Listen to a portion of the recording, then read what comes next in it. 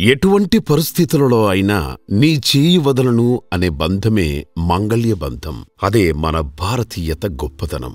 మాంగళ్యం తంతునానేన మమ జీవన హేతునా కంటే భద్మామి శుభగే త్వం జీవశరదం శతాం అనే వేదమంత్రంతో మొదలయ్యే భార్యాభర్తల వివాహ బంధం మాంగళ్య ధారణతో ముడిపడి ఉంటుంది. ఇది హిందూ సంప్రదాయానికి అతి పవిత్రమైనది. శక్తి స్వరూపిణి అయిన స్త్రీ మెడలో వరుడు మంగళసూత్రాన్ని ముడివేసే ముందు అగ్నిసాక్షిగా ప్రమాణం చేస్తూ ఎటువంటి స్థితిలో అయినా నీ చేయి విడువనని ప్రమాణం చేస్తాడు. ఆ ప్రామాణికమే భారతీయ సాంప్రదాయానికి నిలువెత్తు నిదర్శనమై ప్రఖ్యాతిని చాటింది.